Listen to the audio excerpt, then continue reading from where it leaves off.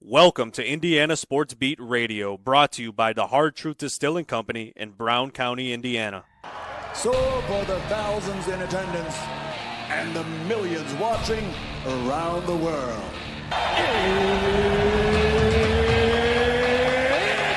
Time! Three on the way. Oh! It went in! It went in! And Indiana wins the ball game! Know your role and shut your mouth, you jabroni! Float game for the win! Ayler's gone! Goodbye, touchdown, Indy! Woo! IU! America! They got a football team now! It's pretty simple. I win. Google me. You know that I'm the cream of the crop. Now, from the Hard Truth Studios, here's Jim Coyle. Hello, sports fans. Welcome to another edition of Indiana Sports Beat Radio, coming to you from high atop the Hard Truth Distilling Company studios on this Thursday. Hope your week's going well. Appreciate you being with us, no matter where and how you're listening, whether it's on one of our great affiliates like 97.7 ESPN, The Ref, always the right call in Evansville, or up in the region on the voice of the region. 12:30 a.m., 104.7 FM, WJOB, and in Fort Wayne on Fort Wayne's only sports station, 1380 The Fan. Keep it tuned right here where you got it. No reason to go anywhere else. And if you're following on YouTube, make sure you hit that subscribe and notifications button.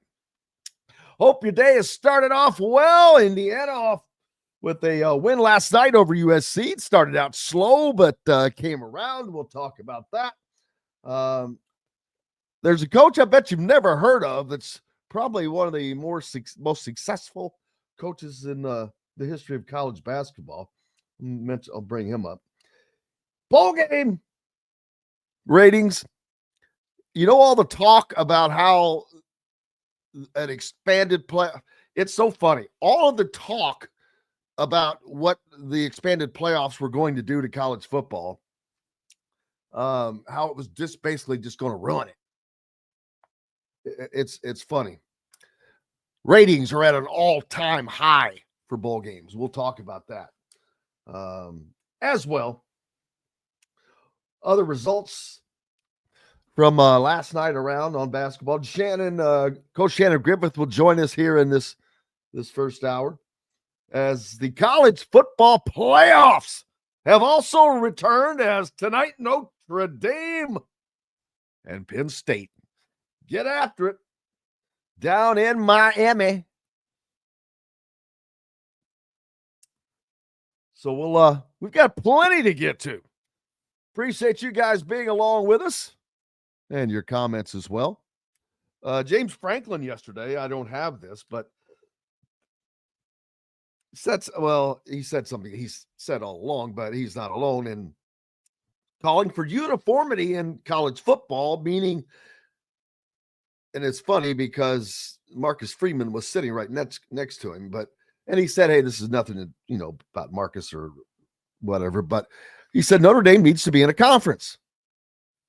But it's not that. Everything needs to be the same. The SEC plays 8 conference games. The Big Ten plays 9. It's a big difference. Not only that, so you add in the fact that James Franklin or Penn State played in a conference championship on top of that. Notre Dame did not. So there's no question, and this is not a breaking news story. Notre Dame is the most protected team in college football. I don't see that changing anytime soon, but we'll see. But yeah, right now, Notre Dame is the most protected team. And then I saw Kirk Herbstreit talking yesterday about he was trying to shift his vitriol that he spewed about against Indiana or someone of the like by saying, "Oh, it's about ratings. It's about the brand names. It's not SEC." He goes, we couldn't pay to have a better Final Four. Are you kidding me? It's Notre Dame, Ohio State, Texas, because the only thing we're missing is Michigan. He says, if you think that we wanted Alabama, you're crazy. And everybody's like, dude, it's all, this stuff's recorded now, right? It's not like it's on a piece of paper and you can wad it up and throw it in the trash can or burn it and it goes away. But it's because he caught a lot of flack, as he should have, because had he waited, he would have seen that it was very similar. Not only that, they're not, and this is what aggravates me the most. All of those teams that went on the road and played, they're not even mentioning the fact that the next round games were neutral site games. Yet we saw similar or worse defeats, but not a word was said. And that's what aggravates me. It's people are not genuine. Just say, I spoke too soon. I should have said they didn't belong, blah, blah, because if you want to be genuine, if the damn thing had been run like it was supposed to be run, and this is not about Indiana per se, but they're just an easy example. Indiana would have hosted a game because they got screwed down 2 slots from what they were ranked. From 8 to 10. That's a big difference. 8 hosts a game. And not only that, it would have changed the lineups. It would have been Indiana and Boise State, I think. You just would have had a lot more entertaining games, in my opinion. But my opinion means nothing. But I know I'm a real good dancer. Flip that one in. See if Coach Griffith can pick up on that. We'll go ahead and get him in here. He's in the green room. We'll take a break and just get to it. Coach Griffith joining us here. Up next from the Hard Truth Distilling Company Studios. Grateful to have you. We're back with more right after these messages. At Ben Davis Chevrolet and Ben Davis Ford in Auburn, we're your one-stop shop for all of your automotive needs. We have the area's best selection of over 300 vehicles, including new cars, trucks, vans, and SUVs. Plus a huge selection of pre-owned vehicles in stock. And if we don't have what you're looking for, we'll find it for you. We also have top-of-the-line service and parts, plus a collision repair center, and we're competitively priced on everything. For sales, service, collision, parts, and more, we do it all. Come see us today or visit us online at BenDavisChevrolet.com and BenDavisFord.com. Enjoy healthy, delicious meals at home without the hassle with the Fresh Fork. Chef-curated, ready-made meals delivered right to your doorstep. Proudly fueling IU athletes and now available to you with a menu that's always fresh and diverse, from hearty proteins to fresh salads. The Fresh Fork empowers you to make better food choices without compromising. Let the Fresh Fork help transform your lifestyle for a healthier way of living today at thefreshforkonline.com. Use promo code RADIO20 and get $20 off of your first order. Country living is just a swing away. It can be hard to find the exact home that fits your family's needs, so there couldn't be a better time to build a new home with Property Shore Construction. Now building exclusively south of Bloomington within the Stonecrest Golf community. Choose from one of the gorgeous Stonecrest Signature Series house plans. We have several lots available with scenic views of the golf course. Contact Amy Rhoda with Revesco Real Estate for additional information. 812-583-0919 or go to mystonecrestliving.com. Ugly Grouper, located on beautiful Anna Morale in Florida, is the place to be, and not just because they have unforgettable meals, including locally sourced seafood. The Ugly Grouper has your favorite craft beers and cocktails, along with live music every day. The Ugly Grouper is family friendly, able to host private parties, and has the biggest grouper you've ever seen. The Ugly Grouper is the place to be on Anna Marie Island, Florida. Tell them Indiana Sports Beat sent you. Go to theuglygrouper.com for more information. Located on 325 acres in beautiful Brown County, Indiana, Hard Truth Distilling Company is the biggest and the best craft distillery around. While Hard Truth is already known for producing internationally awarded whiskeys and spirits like Hard Truth's sour mash bourbons, sweet mash, and hard road ryes, as well as their cinnamon vodka and the always popular toasted coconut rum. Hard Truth Distillery offers so much more. With a full-service restaurant, ATV, and distillery tours, as well as live music, You can spend an entire day at Hard Truth Distillery while making your entire family or group happy. And that's the Hard Truth. Hard Truth products are available across Indiana as well as many other states. So no matter where you shop, if they don't carry your favorite Hard Truth product, tell them you want the truth, the Hard Truth. Hard Truth Distilling Company encourages you to enjoy all of their products responsibly and to never drink and drive. Welcome back, Indiana Sports Beat Radio on this Thursday of the Hard Truth Distilling Company studios. And Coach Shannon Griffith joining us. What's up? Good morning. Good morning. Good day. Yeah. Good win by the Hoosiers last night. It looks like they're finally finding some continuity in their 5-man lineup. Yeah, not last night, but not all five. One of them. Well, they got themselves had a bad night. Yeah. Well, at least Goody's starting continue to win. Threes. Yeah, Goody's starting hitting threes. So he's getting to play more, and that matters. He's getting more minutes because of Malik Renew being out. Yeah, he was a heck of a quarterback up here at Homestead High School, and he ultimately gave it up, I think, his senior year just to focus on basketball. But wow, he played that long.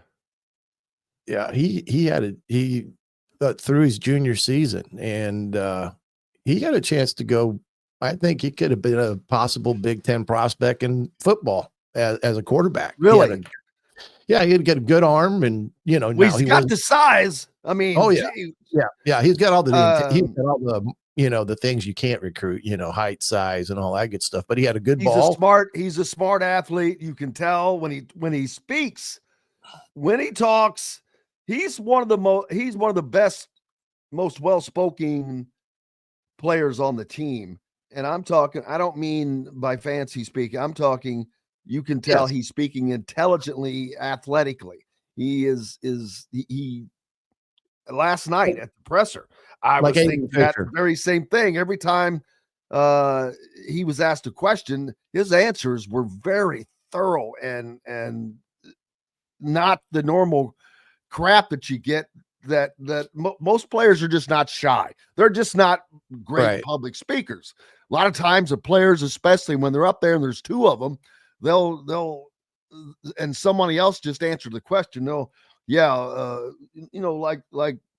Like Shannon said, they'll just kind of repeat that. And I'm like, not Luke Goody.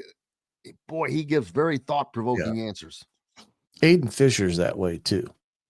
When he's at the mic, you understand that he's a very intelligent kid. And Luke Goody's the same way. He's from a family up here that Trent Green married into, and Trent's history of IU. He did all right. Yeah. He's all right. And related to any tutelage from Trent? Yeah, I think he did.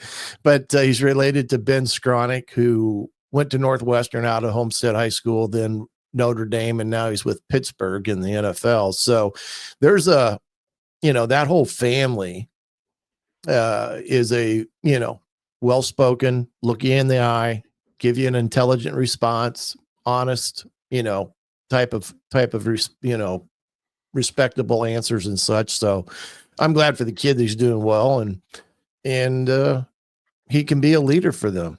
I mean, whether it's coming would have done well for Indiana to recruit him to sign him out of high school, but that's another story. Yeah, well, you know how that always ends up going, but at least they're, like you said, they've won a few here now, and it's so it's trending in the right direction for many Hoosier fans, even though no one's ever satisfied. It's kind of like Signetti, never satisfied. It was a rough night. We'll talk more about basketball. Bob Kravitz joins us next, so we'll pick up on the basketball side then.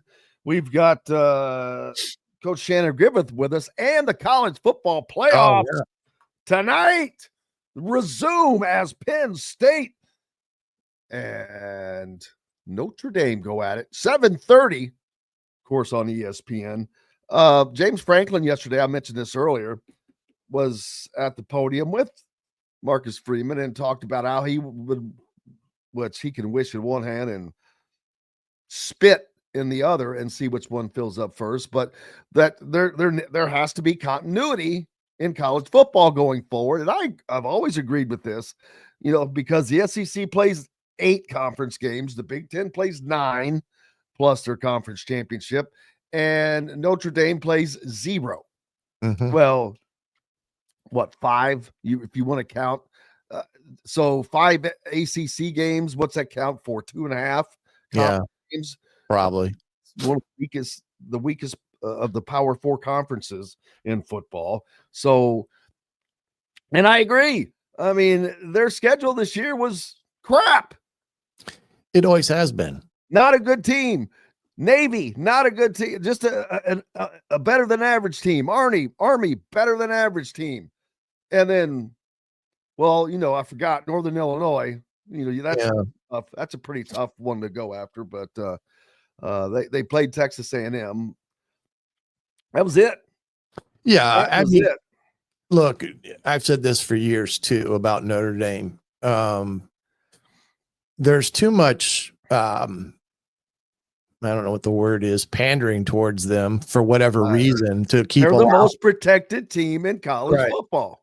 And I agree with James Franklin. I do think Notre Dame needs to be in a conference. Now, this is what I read this morning and picked up on.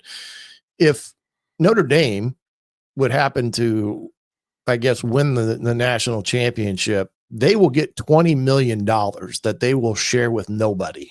That's smart on their part, and that's why they're wanting to maintain that status. But that's not.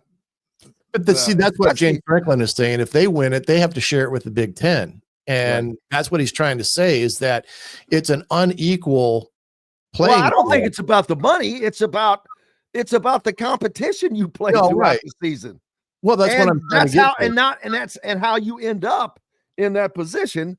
And would they be in that position had they been in the Big Ten? Yeah, right. And this is the thing that also griped me when everybody was trying to pick on the SEC for that. Yeah, pick on Indiana's overall schedule and so forth and so on. Who did Notre Dame? I mean, Notre Dame's schedule wasn't any better than Indiana's at the time, but everyone wanted to make it sound like at the end of the day, I don't think it was as good. Indiana had Michigan and Ohio State on the schedule. They beat Michigan, they lose to Ohio State, but right there, that automatically makes their schedule better. So Notre Dame had Texas A&M on their schedule. That's it. There's no other good team on that entire schedule. The only one that really gave them much of a game after that, I believe, was Louisville.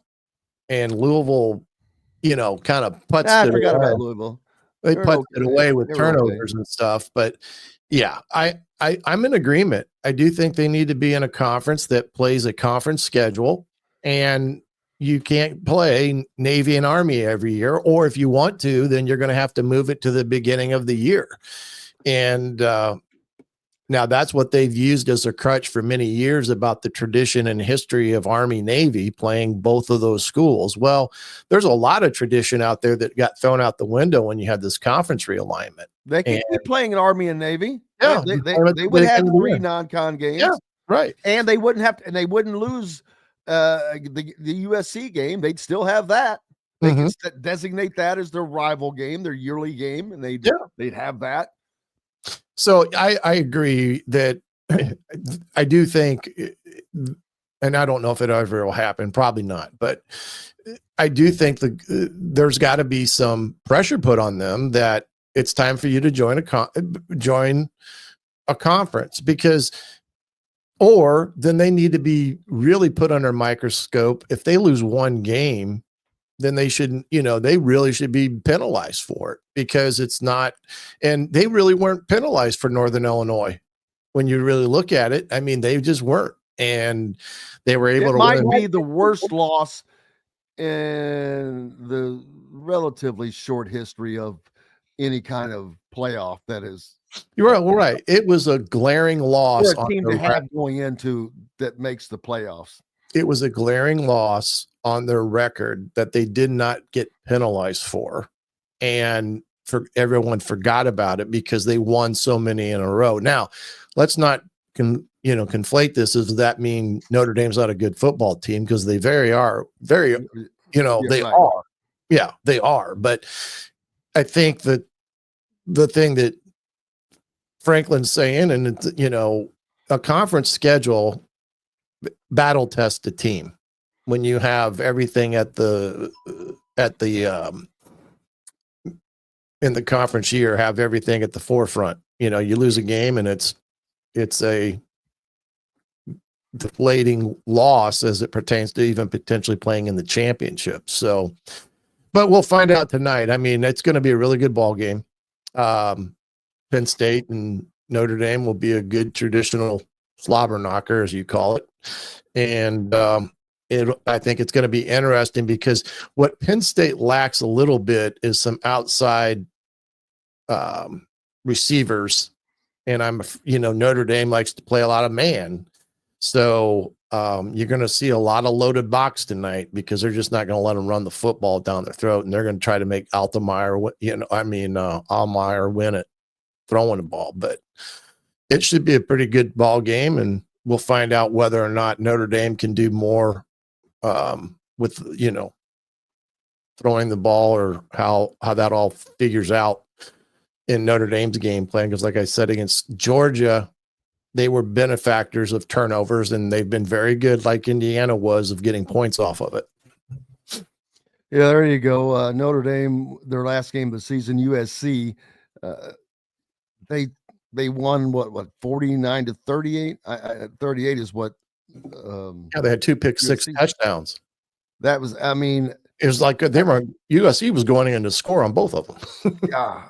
See, well, what are you going to do? What are you going to do? That's just how it rolls. Who do you see winning this game tonight? I would say Penn State. I think they're the next best team playing right now as it pertains to all 3 phases of the game.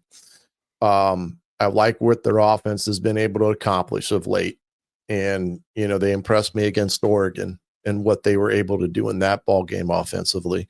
So I do think Penn State can win this game. Now, the deciding factor, again, is always going to be turnover margin and the kicking game, especially when you get 2 teams that are similar in stature and nature. But I didn't even look. I think, is it Penn State a 6-point favorite in this game? I have not looked at that. I haven't either lately, but I do think Penn State is favored in the game. So, but I don't think it'll be one of those games that gets out of hand. I do think it's going to be a tight ball game, but I do see them winning. And like I do think Ohio State's going to beat Texas, and I think they beat Texas handedly. I really do, the way they're playing, and its probability is going to be that it's going to be a Big Ten national championship game. So almost 2 Big Ten championship games on the year. Well, and not only that, Big Ten very, very possibly going to win back-to-back national champions after Alabama and Georgia had kind of owned it for the USC. Yeah, and again, we get into this debate about this conference and that conference, and I'm tired of listening to Lane get on his soapbox preaching about why he's the victim. I'm so sick of shut up. I just want to say, shut up. You lost at home to Kentucky. Yeah. And, you lost at home to Kentucky. Shut up. He keeps saying, it's just different. No, it's not different. Yeah, it's different. Alabama sucked. They lost to Oklahoma. They scored 3 points. Well, that's the team. I'm telling you right now, Kurt Herbstreit, when he made all the comments that he did, he was talking about Ole Miss being the team that should have gotten in over the likes of an Indiana in his mind. But again, Ole Miss is not they're not a brand. I mean, they're not a brand like Notre Dame or Georgia or Alabama have been in the SEC. So again, these are what makes college football fun though, because we're going to debate this all year long until the start of next season about the college football playoffs. Should it be expanded? Should it not be? Should Notre Dame be in the being made to get in a conference? Should the SEC be made to play 9 conference games, or does the Big Ten back it off to 8? Big Ten's not going back. Yeah. And how does how does conference realignment affect all this? Is 18 teams too much in a conference because of the scheduling, deal that, they say Indiana benefited from this year? Well, these are all the things that makes college football now a year-round discussion point. And that's the beauty of having a college playoff now. Yeah, Russell asks, how do you force Notre Dame to join a conference? Well, you don't really force, but you just take away them playing in the CFP. Bam. That won't happen. No, that will not happen. That's the problem. Notre Dame would sue. But that's the only way, right? For that, especially if they expand to even now, they're going to expand. There's no question it'll go to 14. Yeah, I mean, that's been the debate. And look, I think at the end of the day,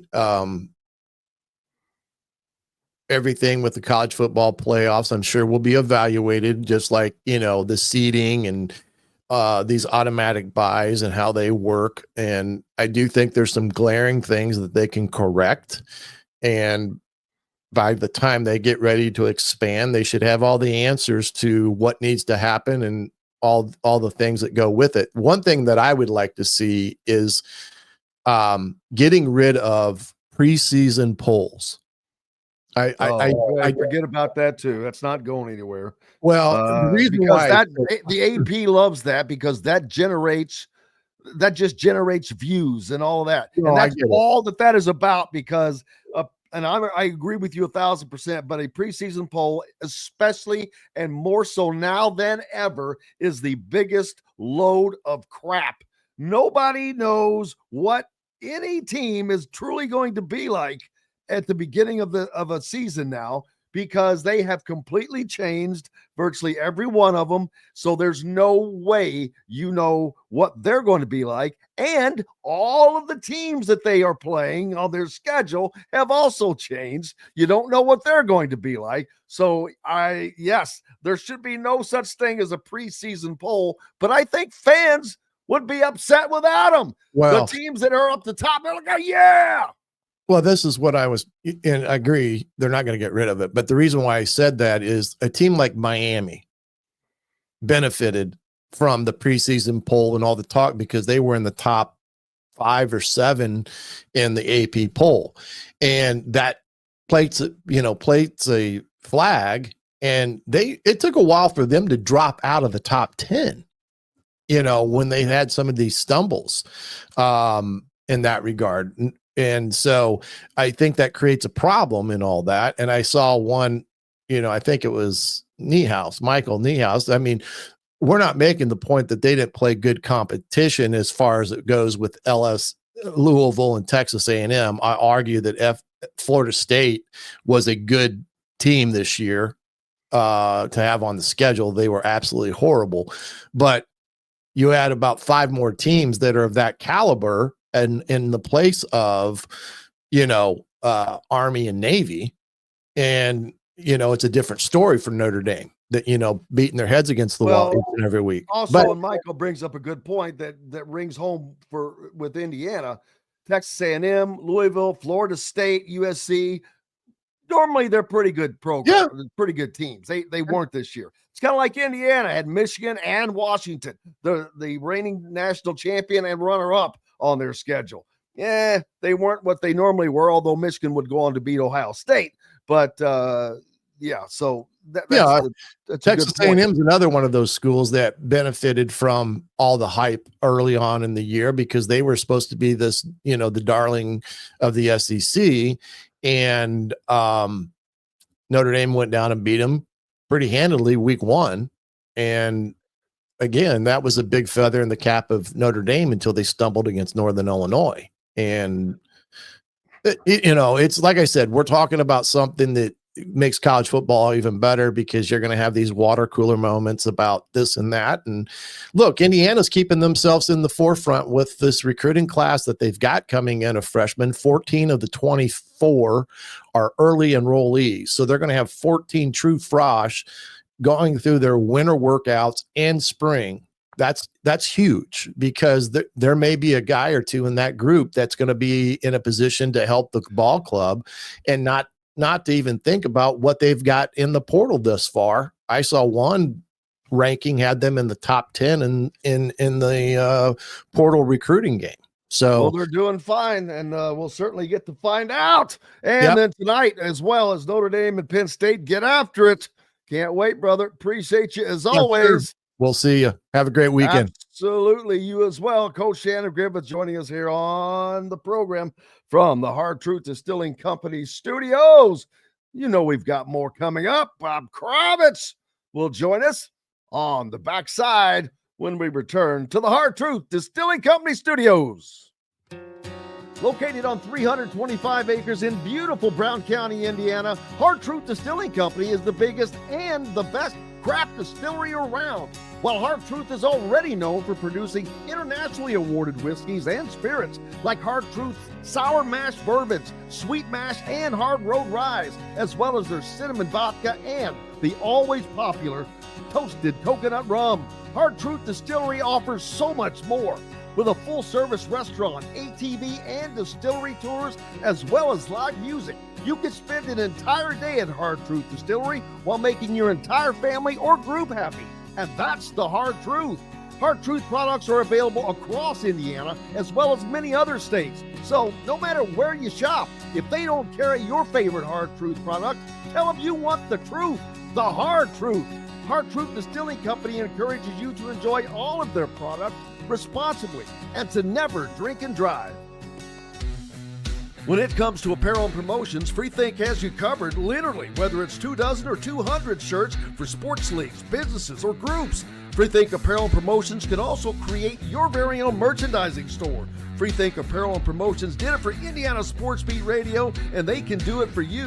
Whether it's screen printing, embroidery, digital printing, promotional products, vehicle wraps, or anything else under the promotional line. See what Freethink Apparel and Promotions can do for you at freethinkapparel.com.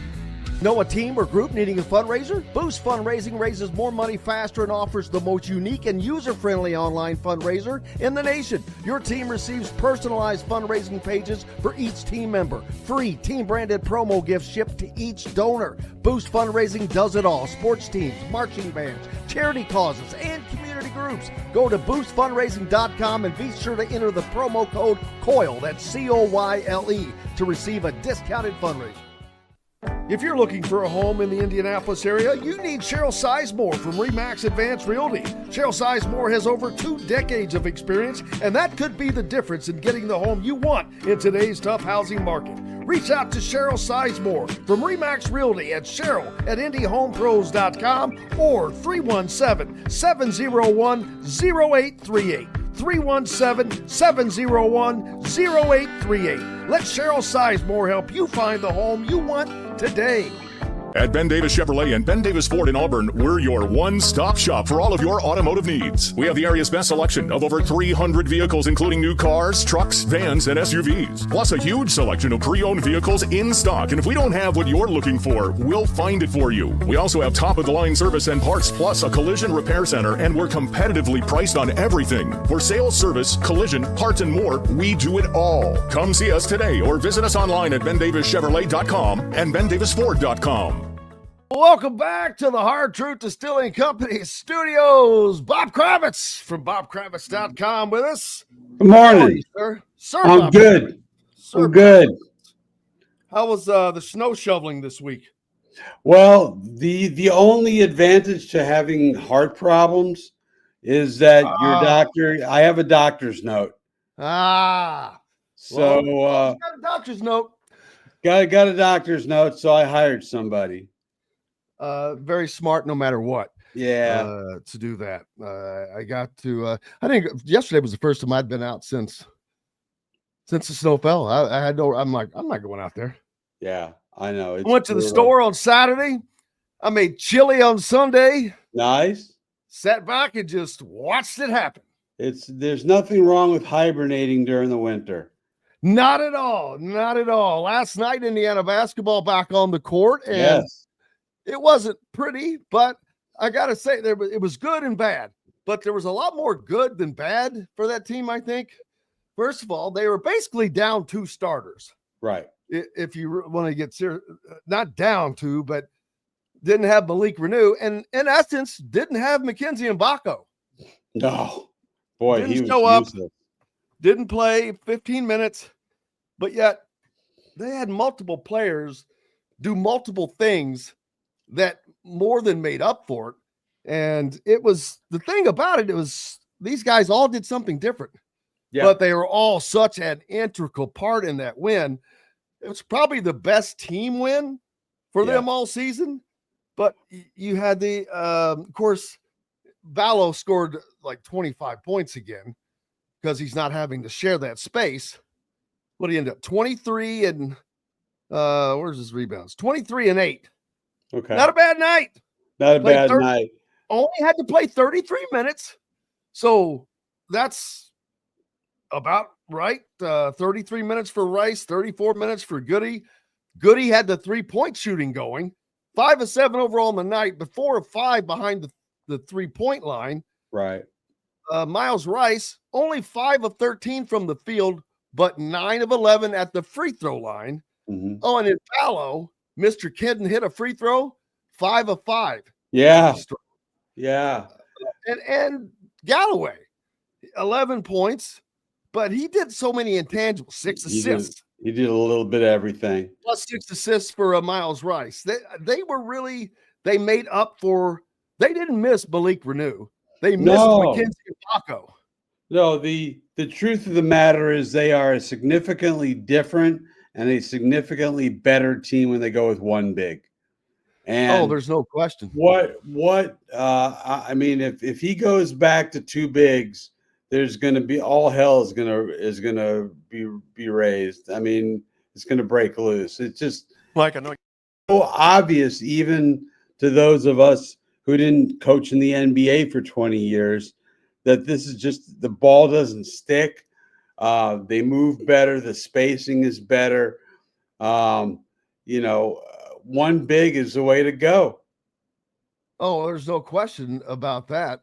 As a matter of fact, let's see. That was mine. I'm trying to find, had a Mike talking about that very thing, that he's not going anywhere, but I don't know if this is it or not. Mike, what do you feel like made the offense better in the second half that helped you put this game a little bit out of USC's reach? Defensive stops, rebounding the basketball and getting out, getting quick strikes. Thought we came out to start the game very slow, sluggish, and they played great early. And that's why they built the 10-point lead, and we were able to sub some and get back into the game. You mentioned the sluggish. That's not the one I was looking for. Clip. I know you're talking about. He was saying, hey, Renew's not going anywhere. So yeah, and I understand that, and no one's saying that. The thing about Mike is he's like a politician. Yeah, he is. Whatever question you ask, he's going to give an answer, but it is not going to be the answer actually to that question. No. And so I mean, it's so abundantly clear. I thought Goody had a hell of a night. He did. He kept Indiana in the game because USC was in danger. They kind of had a little separation, but he kept them just close enough with those threes earlier in the first half. This is why I didn't sound the alarm when they were barely beating bad teams in the non-conference, because you could see the talent. And I think in the Big Ten, IU's talent's got to rank in the top 3. But they just haven't put it together yet. And maybe this is the point where they're starting to put it together. I mean, it certainly looks that way. Absolutely. You couldn't hear that, could you? What? Oh, I was playing a clip, but I found the one that I was looking for. I just have to download it. I don't know if I can do that while we're on the air or not, but I'm going to give it a try. All right, let's see you do two things at one time. Oh, absolutely. But there was more good than bad. And to me, the fact that all the other guys did make up for that. Bryson Tucker comes in. Yes, I like Bryson Tucker. 9 points off of the bench to make up for the absence, because the starters, 19 points for Rice, 16 points for Goody, 23 for Ballo, 11 for Galloway. That's a good deal. You get 9 points off the bench from Tucker. That's 0 from Mbako. I mean, zeros across the line. 0 for 8 from the field, 1 rebound, 2 assists. The thing that I did not like is, although he only played 15 minutes, but I wonder if he only played 15 minutes because of this, he didn't seem like he was fighting through his bench, right? He was sulking. He had the towel on his head over on the bench, and I'm like, dude, you got to fight through that. He should have been down there saying, Coach, put me back in. I got to go back in. Put me back in. And that's the one thing I wonder. And I was driving home last night and thinking, when Todd's on tomorrow, I was going to ask him this, but I wonder, does he have the motor to play at the next level? I don't think he does. I don't think he does. And you know who I used to say that about all the time is Romeo Langford. Yeah, I just never saw it. I never saw that. Well, Romeo didn't have a shot. No matter what. That wasn't so. All you fans, don't start with his damn thumb. That had nothing to do with. No, he just didn't have a motor. And yeah, there are times when he seems disengaged.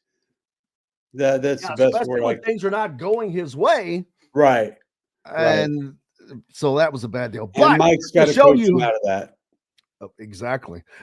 It's hard to do, but yeah, if he has designs on moving forward, he will. But let me show you how skilled I am. Mike, I recognize it's not by choice necessarily with Malik out, but does the success offensively of some of these lineups that only have kind of one player who is truly kind of a back to the basket post player give you any food for thought with the way that a guy like Luke is shooting the ball, the space it gives your guards, things like that? Well, it gives us better space, but make no mistake about it, Malik is a big part of what we do.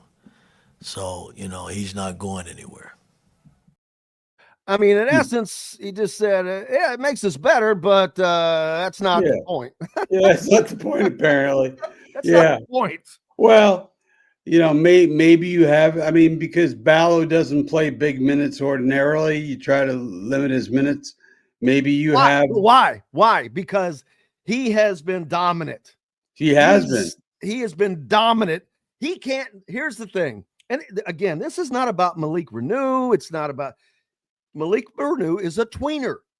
Mm-hmm. He is not a 4. He can't guard a 4. He can't be a 4. He's not athletic or quick enough, prone to fouls because of not quite quick enough.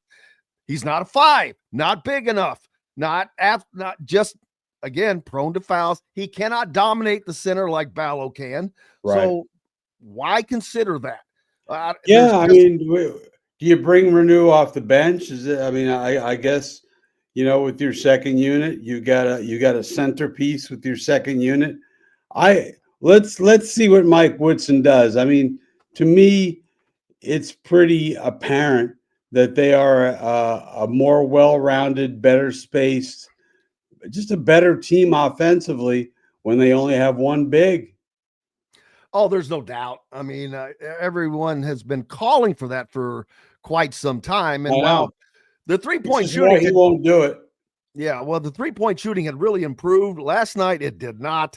They end up 6 of 21 for 29%. But a part of that was Mackenzie Mbako went 0 for 5. So you take 5 of those attempts off there. Well, yeah, the numbers are a little better. For whatever reason, it just didn't work last night. But the rest of it did.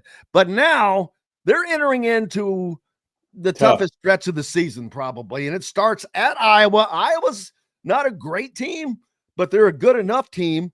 They're a team that is going to be tough, especially on the road. They were at home to Iowa, down like 15, came back and won that game. But they're a team that's going to run you up and down the floor, not play a lot of defense.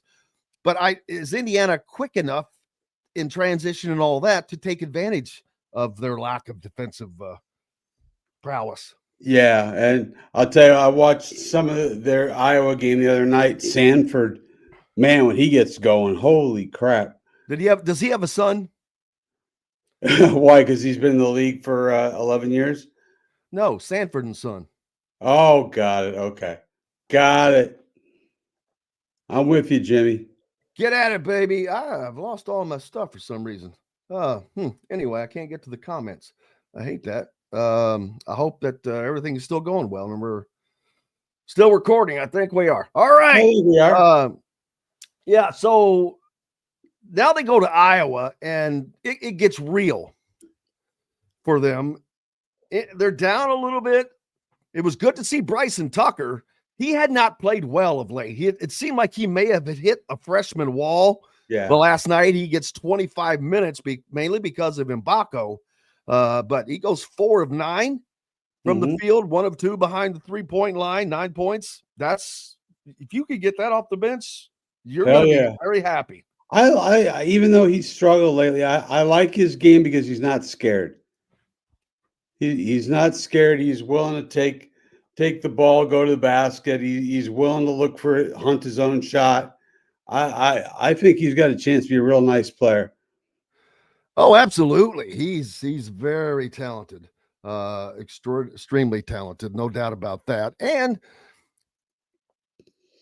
I talk about him. It seemed like he had hit a freshman wall. Is his coming out party also coinciding with this forced new style of offense? Right. Exactly. That's exactly right. I mean, it was hard to watch when they had the 2 bigs. It was hard to watch. And I just think like molasses in January. They've stumbled into a better way. And now we'll see if Mike Woodson's hard-headed or if he's willing to make an adjustment. What's the betting odds on that? Hard-headed.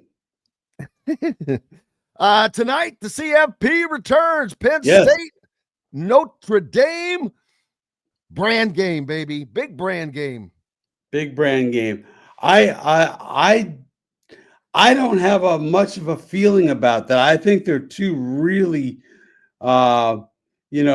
well-matched teams. I love the way Leonard's playing. I love the way Aller is playing for Penn State. To me, that's a toss-up game. If you put a gun to my head, and I hope that you don't, although it'd be interesting on radio. I kind of like Notre Dame. I like the way they're playing. Really? But I think it's gonna be a really close game. All right, I'll go with Penn State because their offense seems to have found something. They were not offensively no, they weren't explosive.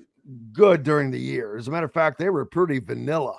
But they have found something here at the end of the season, and that's what great teams do, without question. And I think that we're going to see an all Big Ten final with Ohio State and Penn State, which would be great for Paul Feinbaum. Oh, that'd be awesome. We'd have to send the cops to his house to make sure he's okay. Wellness check. Unbelievable. But yeah, I think that that's what's going to happen. But Penn State's offense just seems like it's found something here at the end of the season. How about Tom Allen? Tom Allen is getting to relish I don't think it could have ever happened in the history of the game where, well, I'm sure it has. That's crazy. But where the head coach gets fired, go gets him another job, not a head coaching job, but lands at a place, big time job, and potentially wins a national championship. Right. But the team he left behind also elevated beyond to a new stratosphere. Right. Win for everybody.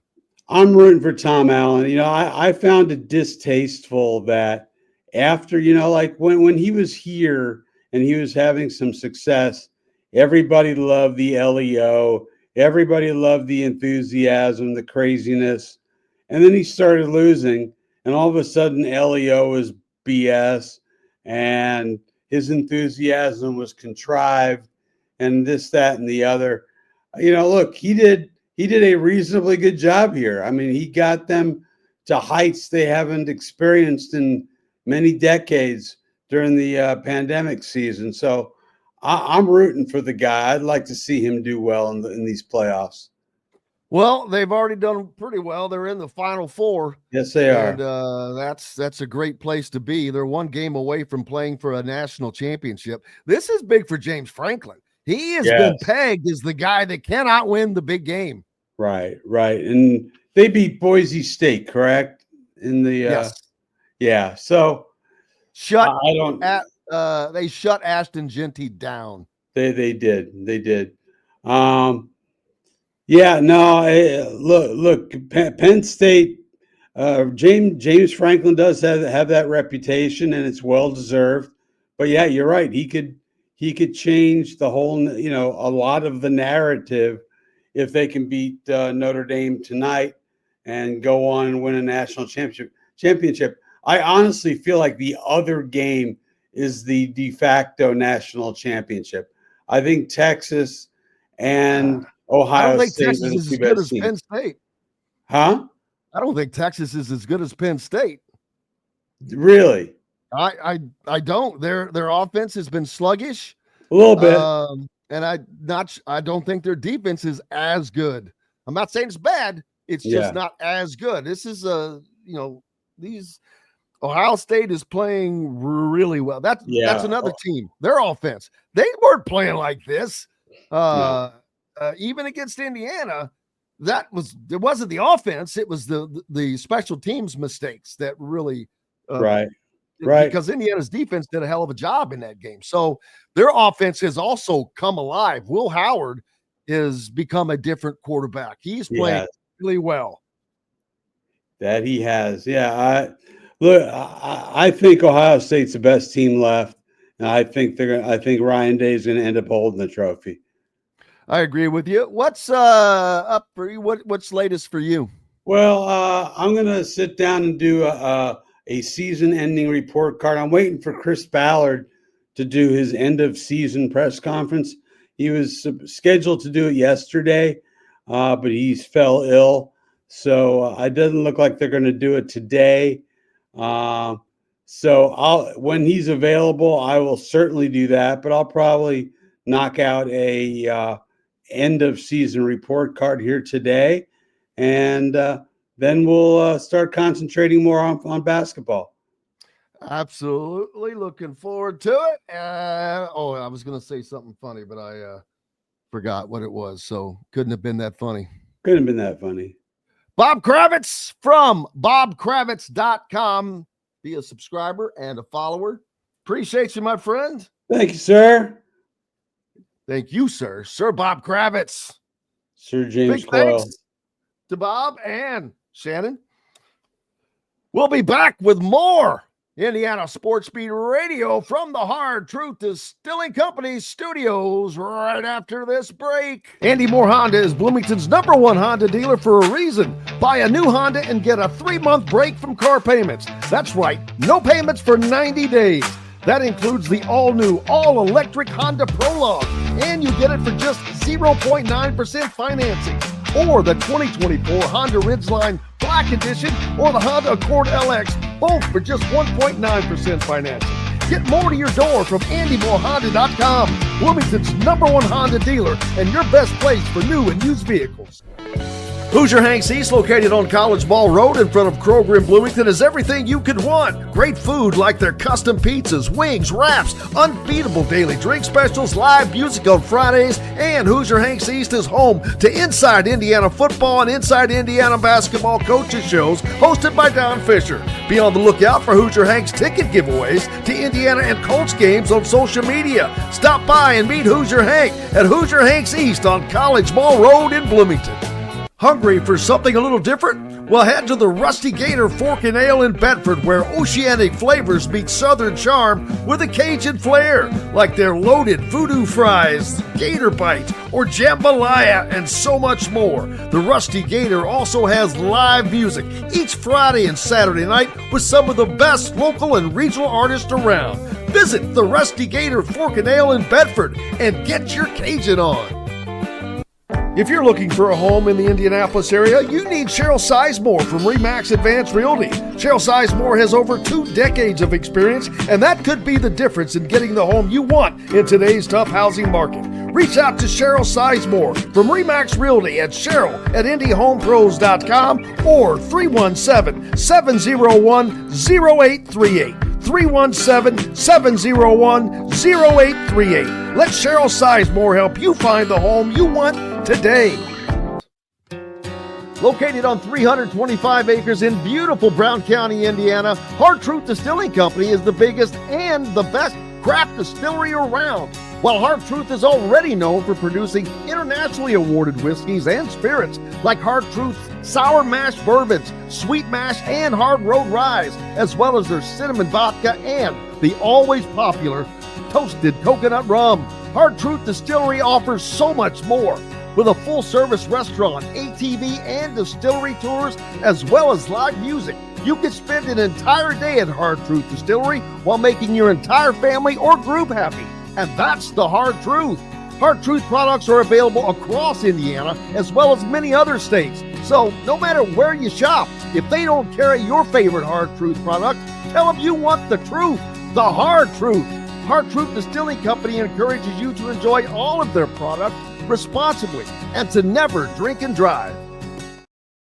Welcome back, Indiana Sports Beat Radio, coming to you on this Thursday. Still have plenty of snow out there. It's not going anywhere anytime soon, as the temperatures are going to remain down below freezing, I believe, for a minute or 3. And looking forward to not having to deal with it.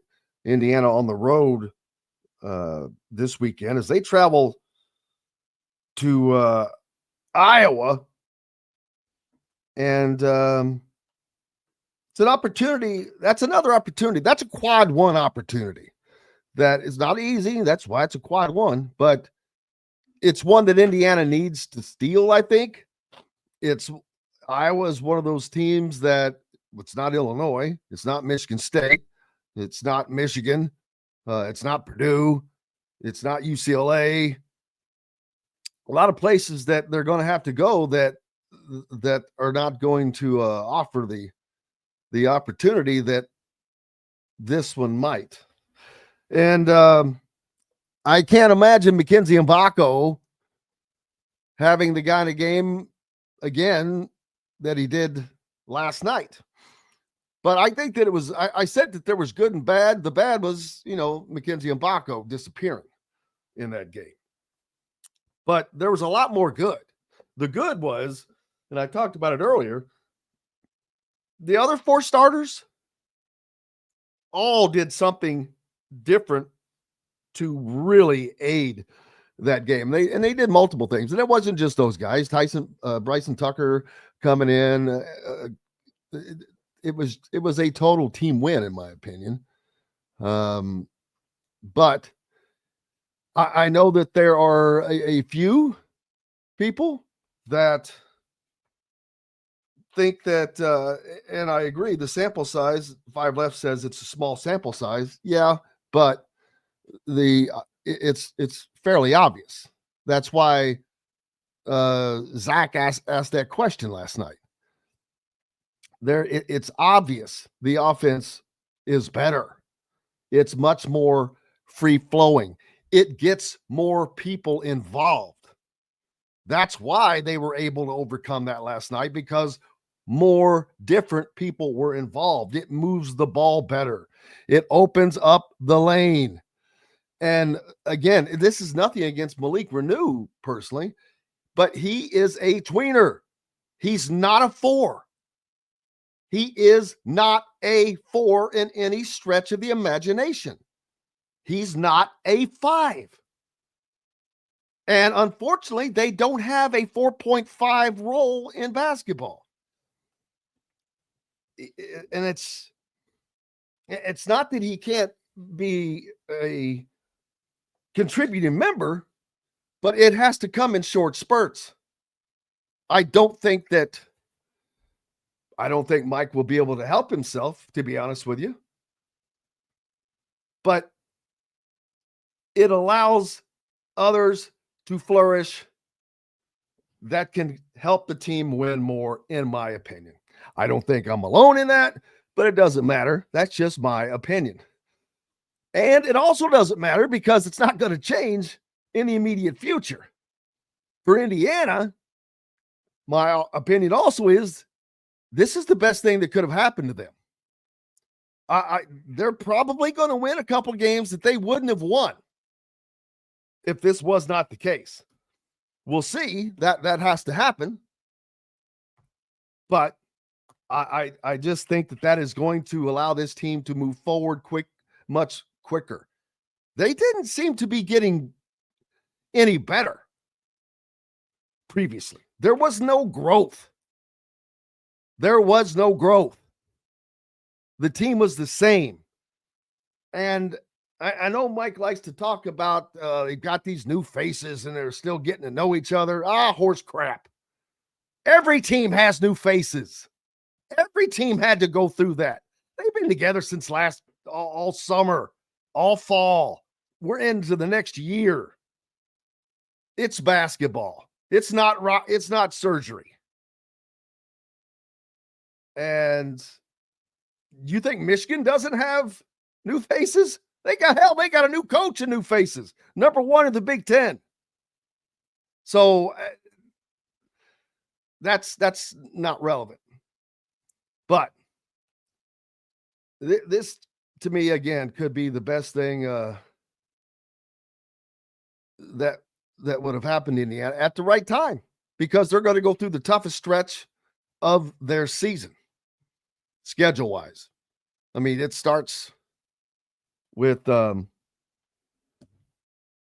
on Saturday, of course, that road game, but they come back home next Tuesday to play a very, very tough Illinois team, an Illinois team that went out to Oregon and just kicked the ever-loving snot out of Oregon in Eugene.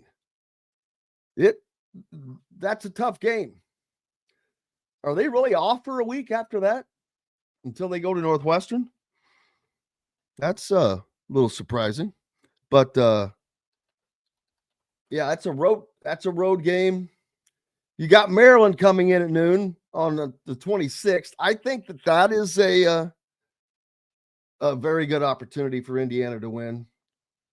Then Purdue comes to Bloomington on the 31st of this month. I think that Indiana could beat Purdue. Don't get me wrong. I don't think Purdue is anything special. I think they're a good team. Don't get me wrong. But they're not something special. They don't have the phenomenon that they had the last 2 seasons. And obviously they can be beaten. They're not in the they're like in what, 5th, I think, right now in the Big Ten. What are the Big Ten standings now? I think Indiana should be like in some kind of a tie for second place right now. But that leaves Michigan. Let's see, they're 4-0. I think they have a game tonight. Michigan State was still undefeated. I think that they play tonight. But the fact that they're up at the top of the standings at the moment, at not number 1, but it's a good place to be, especially when you have this stretch coming up that they do. Now, it's what they do during this time that is probably going to make or break not only their season, but by that I mean getting into the NCAA tournament. They are going to have to make some hay here. And it's going to entail winning games they weren't expected to win. Michigan 4-0 right now. Michigan State 3-0. Illinois 4-1. Indiana 4-1. Purdue 4-1. So there's a Indiana right there with Illinois at the moment. Purdue behind that at 3-1. They need to play. They'll have to play another game. Iowa 2-2. Nebraska 2-2. Minnesota yet to win a game. Washington is 1-3 and USC 1-3. So Indiana played a team that's probably going to be not make the Big Ten tournament last night. I think it's pretty clear that USC, Washington, and Minnesota are the three that will not play in the Big Ten tournament this season. But do you know the first team next is at the bottom? Rutgers. But part of that is due to the injuries they've been going through. But yeah, it's going to be it's a meat grinder. It is a meat grinder. And whether or not they make the NCAA, I am convinced is going to be determined over these next 9 or 10 games that they have. It's make or break. They're not going to. They don't even have to win them all. They don't have to win half of them. They have to win every game at home, because any home game you don't get, you have to make up for that on the road. You already need to steal a road game or two. You have to be over 500 at the end of the season to Big Ten, I think, to make the tournament this year.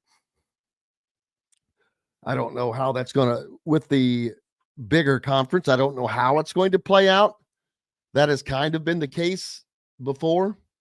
Let's see. Where did that go? I lost it. 5 Less says wants me to keep the same energy. I've already said they weren't going to make it. Well, that's true. But that was before they were forced to play the type of lineup that offers them the best opportunity to win. I'm still leery on whether or not they can make the tournament. At least now I'm leery, and I'm not totally convinced that they won't make it. It's going to be interesting to see if they do in the next few games. But this lineup, this style will give them the best opportunity they have to overcome what they're going to have to overcome, which is a pretty brutal schedule. As I said, you got Illinois coming in. They have to go to Ohio State on the 17th. So I missed that one on a Friday. So there's a road game. Then they have Northwestern back at home. No, they have to travel to Northwestern, although I think that that's a game that they should steal and win. It's going to be a tough one because it's on the road, but I believe that they can. Maryland comes into town. Derek Queen. That's also a game I can see them winning. But then Indiana has to travel to West Lafayette and play at Mackey on the 31st. I don't see them winning that game. Tough place to play, but that would be a hell of a steal. Follow that up with a trip to Wisconsin. And then you walk him in Dusty May and the Michigan Wolverines. Then you go to Michigan State. Then in comes UCLA. Then in comes Purdue.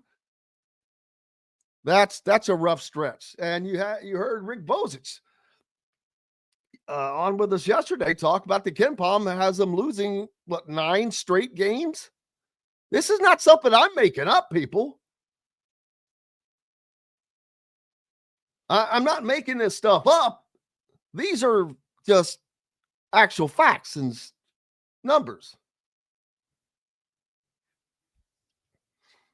Ryan thinks it's a coaching flaw that it couldn't be seen or understood.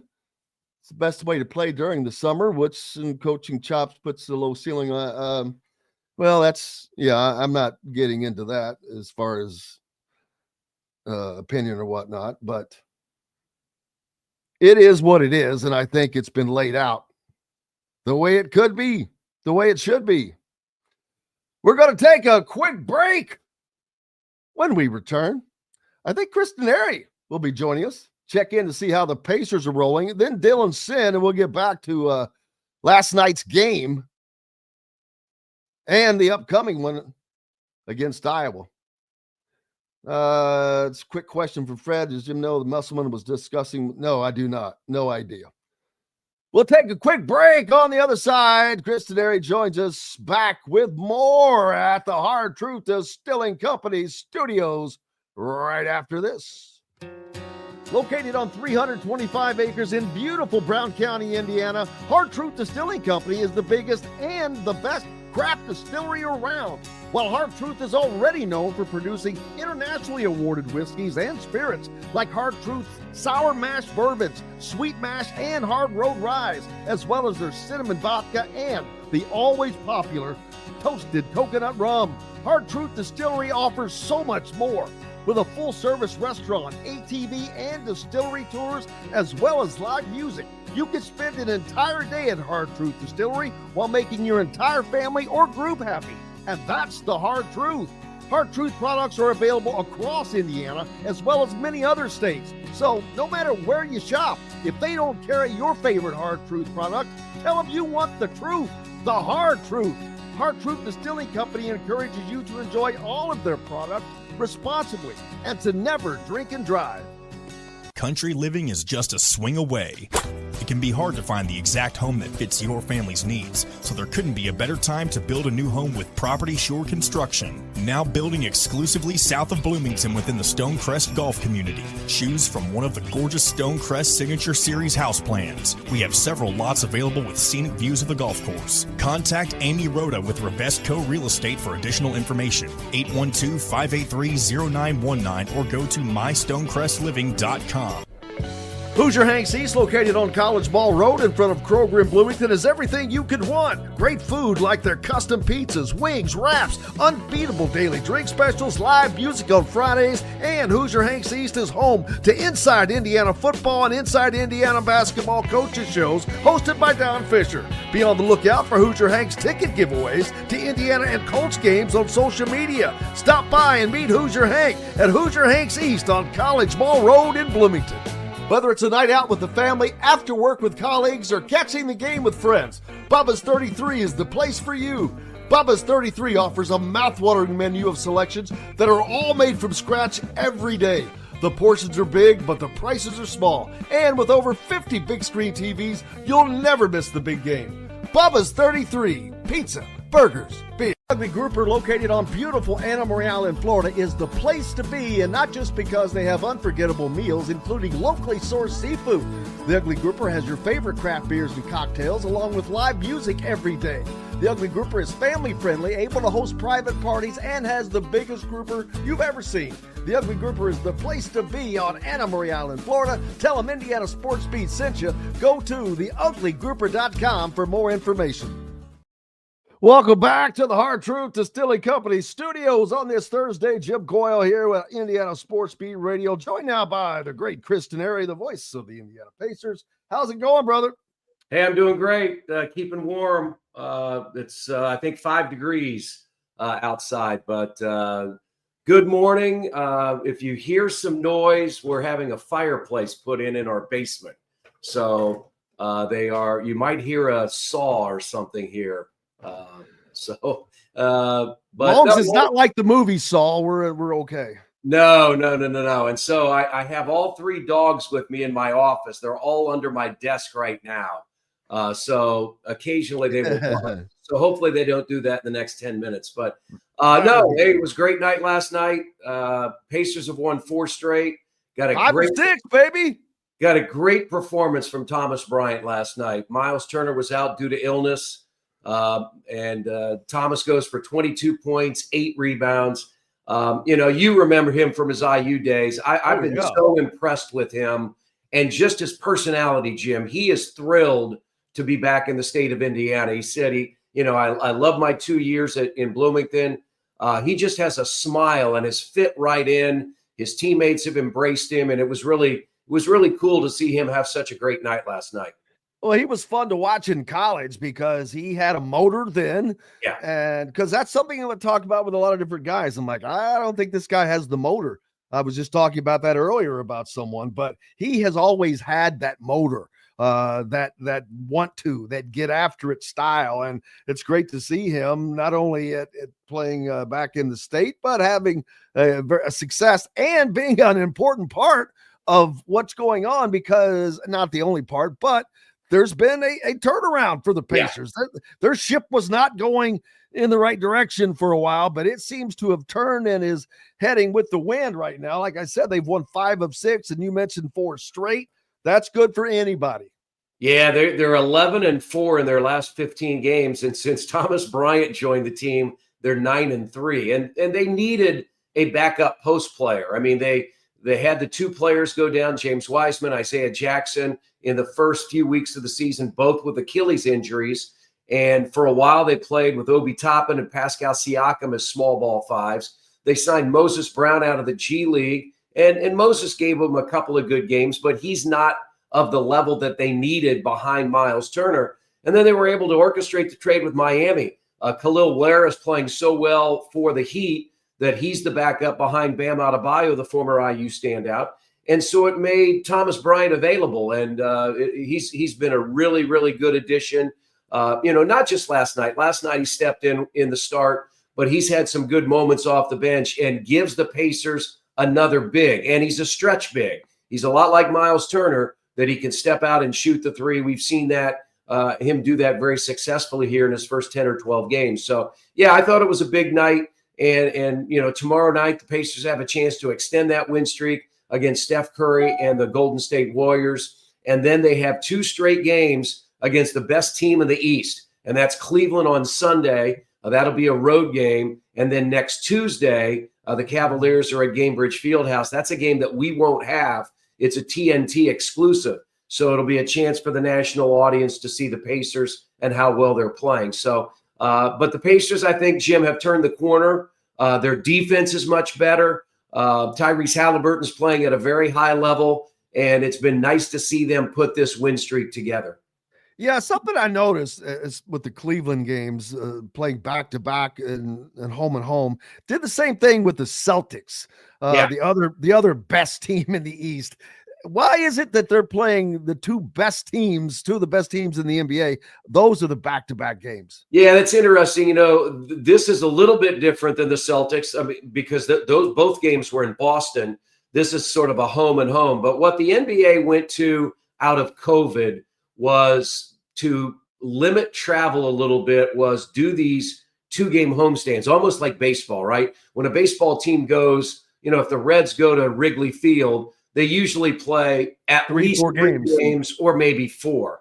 And so what the NBA found during COVID was to sort of restrict the travel, that they would do these back-to-back games on the home floor. I don't understand why would they not already have done that, and why not do it more? Because they don't do it that often. Yeah, I mean, the one thing that I think they need to do, though, I think it needs to be equitable across the league. It's not even. Oh, yeah. I mean, the Pacers might do this 3 or 4 times, and somebody else is only doing it twice. And the reason I say that, Jim, I think it's very hard to beat the same team 2 in a row, even if you're on the road or at home. I mean, look at what the Pacers were able to do in Boston. They got blown out on Friday and then, won on Sunday.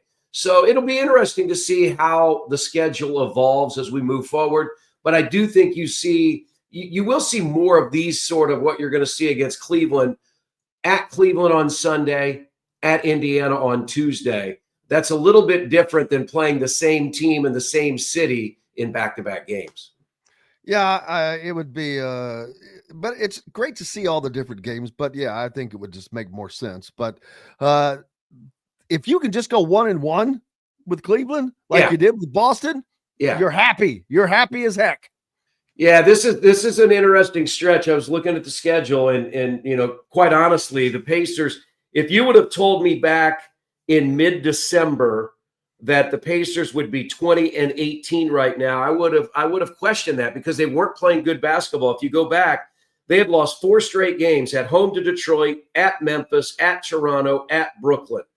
And that's before they went to Chicago and got the win. And they were 5 games under 500. They were 10-15, and they still had to go at Philly, at Phoenix, at Sacramento, at Golden State, 2 at Boston, at Miami. And they've only lost 1 of those games. That's what's been impressive, Jim. They had lost 8 straight games on the road. Now they've won 8 of 9 on the road. So I think playing better on the road has helped this basketball team play with a lot more confidence. Absolutely, and it's fun to see it. It was very worrisome at the start of the season because it was, like I said, not going in the right direction that they would have liked that to go. But they have to keep this rolling because the season is far, far from over. So they have to keep up this momentum, and they'll have that opportunity, like you said, those 2 games with with Cleveland coming up. But then you've got some the game with the Detroit, the 76ers, the Spurs. There's a back-to-back game with the Spurs. Yeah, those are in Paris. Same thing. Home and home. Oh, yeah, those are in Paris, which are you going to Paris? I will be going to St. Louis to do those games. I will be doing those games in the studio of the St. Louis Cardinals. So I will be going to that makes complete sense. Yeah, I was it does make a lot expecting of that. sense. I will be going to St. Louis. I will be celebrating French in St. Louis.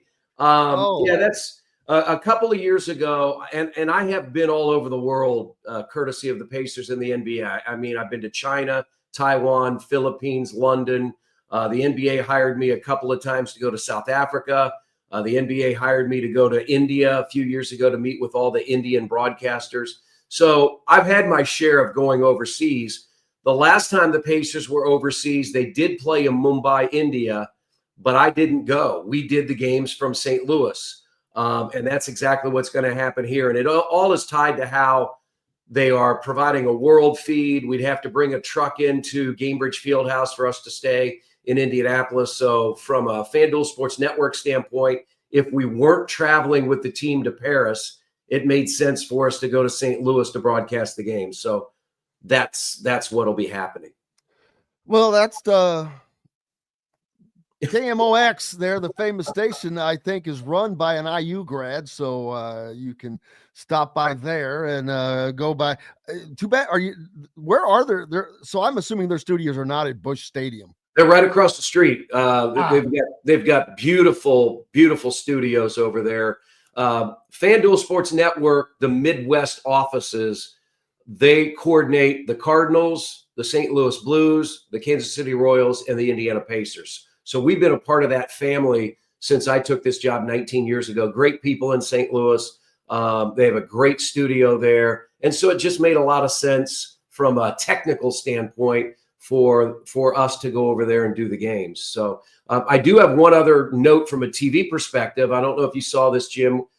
We hadn't talked about it, but tomorrow night will be the first of 5 games that will be simulcast on WTHR Channel 13.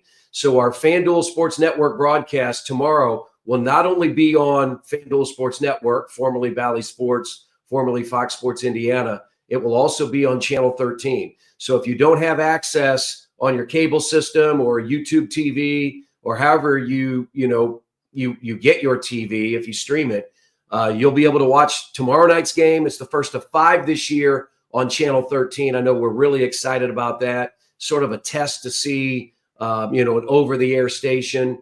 But this game will be on, the game in LA against the Lakers in February, and then 3 games in March at Philadelphia, at Milwaukee, and Dallas at home will all be on Channel 13. So they had great success carrying Indiana Fever games last year, and we're really looking forward to them joining the family starting tomorrow night. So those of you listening, watching on YouTube, if you haven't been able to watch the Pacers because it's not been accessible to you, tomorrow night you'll be able to watch. And then also on Tuesday night, as I said, we won't have the telecast. It's the first of 4 games on TNT for the Pacers. So it'll be the Pacers and the Cavaliers on Tuesday night.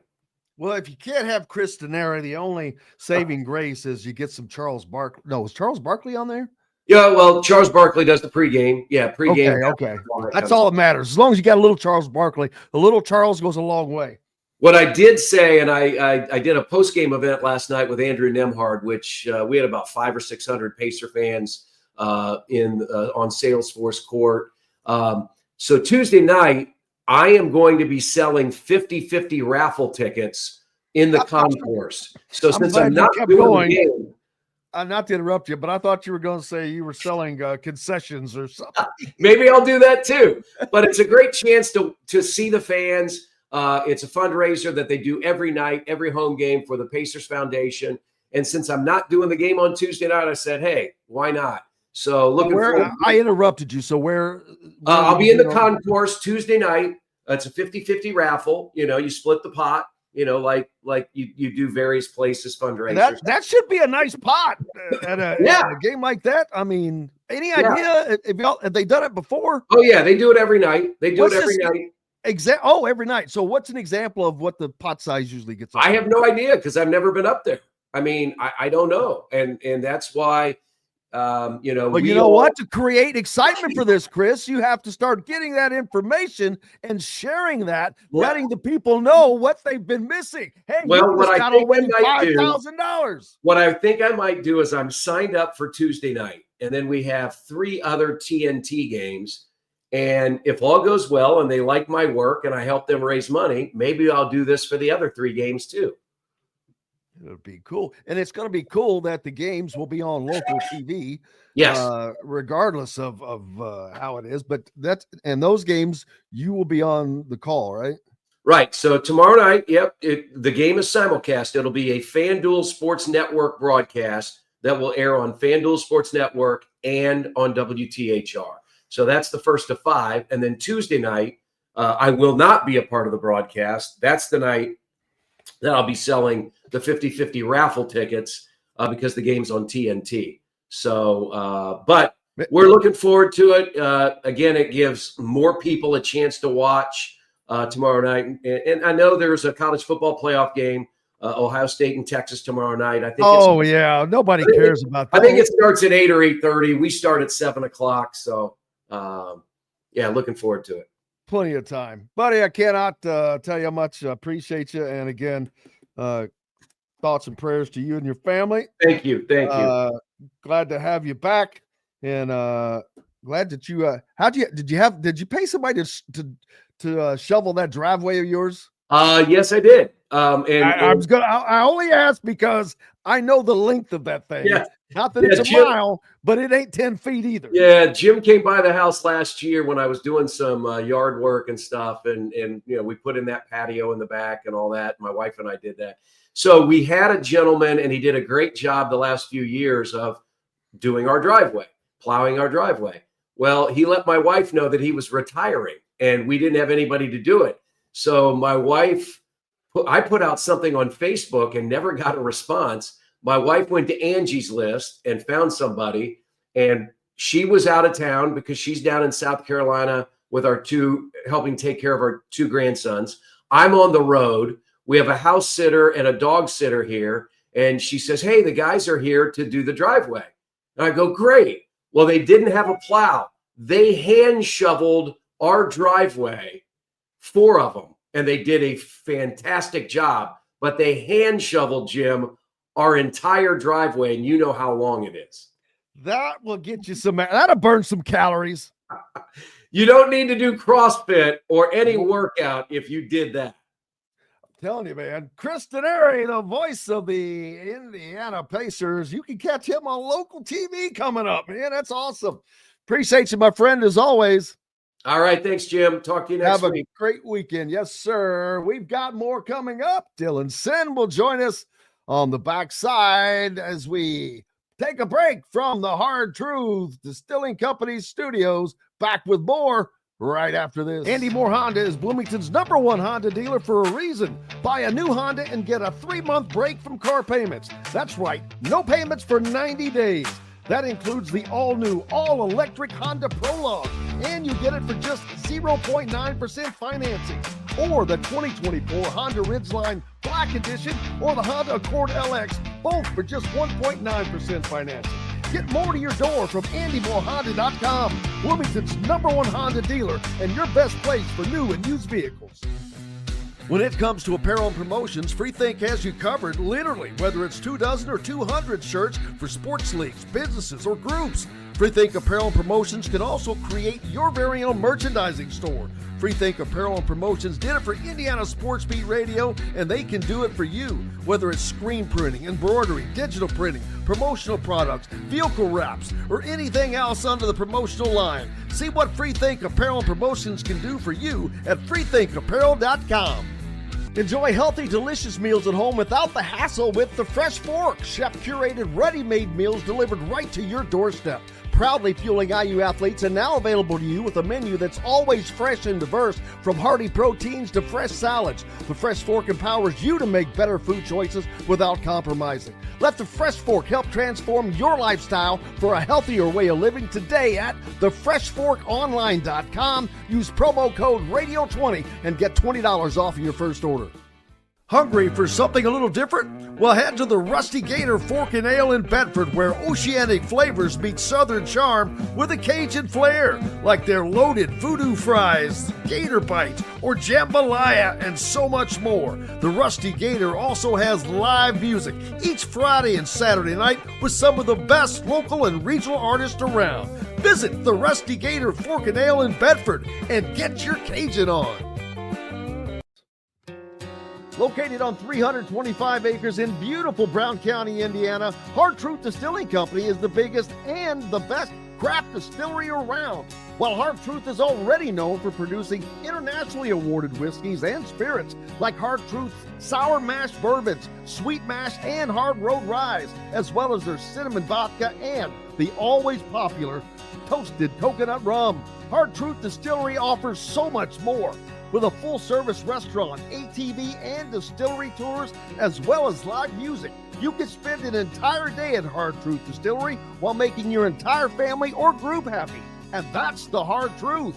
Hard Truth products are available across Indiana, as well as many other states. So no matter where you shop, if they don't carry your favorite Hard Truth product, tell them you want the truth, the Hard Truth. Hard Truth Distilling Company encourages you to enjoy all of their products responsibly and to never drink and drive. Mike, I know you don't want to have one of your leading scorers go 0 for 8 and not score on a night, but you have to feel great about having multiple other players doing specifically so many different things. Rice goes 9 of 11 at the free throw line. Goody is 4 of 5 from behind the three-point line. Ballo was 5 of 5 at the free throw line. Everybody did something different to really contribute. That has to bode well for you going down this next stretch coming. No, it is. I mean, and that's kind of the makeup of our ball club. You know, every Big Ten team is talented and deep and well coached. And, you know, when someone is struggling, Mac was struggling tonight. And, you know, I can't, you know, I gotta search too as a coach. I mean, that's what we do. And there's no knock against Mac. He'll be back in there tomorrow and he'll be ready to go hopefully for the Iowa game. But you know, I got to lean on everybody, and, you know, it's what you do with the minutes that you get. And I thought the guys that came in off the bench gave us some positive minutes tonight, and that set us up to win a ball game. Mike Woodson talking about basically Mackenzie Mbako not being a part of last night's game, but the remainder of the team making up for that, and they did. Dylan Sinn was there and with us now from the Fort Wayne Journal-Gazette. How's it going, brother? I'm good. Thanks for having me on, as always, Jim. Glad to see you made that long trip back home. Yeah, it is always a long trip, but I am ready to go and excited to be on with you, as always. Wow, great to have you. Indiana had it was, I've said it earlier in the show, but it was good and bad, but a lot more good than bad, really, because the bad was Mackenzie Mbako pretty much disappearing. And the other part about that I didn't see as a positive was I don't think he tried to fight through that. I don't think he tried to fight through having a bad night and just kind of sulked about it. And we've kind of seen that before. When things aren't going his way, he doesn't really seem to challenge himself. And Mike Woodson didn't challenge him. He sat him on the bench. He only played 15 minutes, which I understand if you're not getting, maybe that's because he didn't feel that McKenzie was trying to challenge himself enough, but he got the minutes from so many different, or the play from so many different people last night that, as I said in that clip, that added. I mean, boy, everybody kind of rallied around that and did something different to really change the narrative and the outcome of that game. Yeah, I'll tell you, I was really impressed. The guy who got the most minutes in his place was Bryson Tucker. I was really impressed by what Bryson Tucker did. Just the way he defended, the way he kind of got to his spots and picked his shots. I think there are times where he has you can tell he's a 5-star recruit. He has this mindset where he's a scorer, and if he hasn't taken a shot in a while, he's just going to put one up. And last night they went in. There's something where he needs to be more. I think he needs to be more of a fourth guy when he's on the floor and be like, hey, I don't need a shot. If one comes to me, great, but I'm gonna create. But when he made the shot, when he took shots last night, they went in, and that move that he made to the rim in the second half was just really, really good. Like that's an impressive move, and it kind of shows you the high level athleticism that he has and the finishing ability. So I was impressed by his performance just all the way around. I think he's really growing into being a valuable player for Indiana, and it just kind of shows you the depth they have this year, that they can have a guy like Mackenzie Mbako, who's one of their most important players, have the kind of awful night that he had and it not really affect them because they have more depth this year. Last year, that would have sunk them. It would have been impossible for them to overcome that last year, and this year it was not, which is a positive step in the right direction. And Bryson Tucker had seemed to me to have hit a freshman wall here of late. Yeah. And wasn't playing that well. Now he got the extended minutes. Again, a different style of offense out there. It seems to have allowed him to flourish, but getting to the rim was something we did see a lot last night. Mike was asked about that, and if that was something that he saw in scouting, but actually this is something that they were just working on that day. Oh, I hit the wrong daggone button. It would help if I hit the right one where it is. Now I got to find which one it was, but let's try that. Mike, what do you feel like made the Nah, that's not it. I'll have to pull that down in a minute. But that question came about Indiana. They did seem to attack their rim, and I saw you could watch Miles Rice. There were several times. I mean, he was not below, he was above the free throw line, but I could see in his eyes he's going to the rim right now, and he did multiple times, and he got there. Trey Galloway even got to the rim multiple times. And speaking of Trey Galloway, I have to say he did a lot of gritty things last night. He was just gritty and grimy and doing whatever it took for Indiana to succeed and getting these little chip in 6-foot baskets.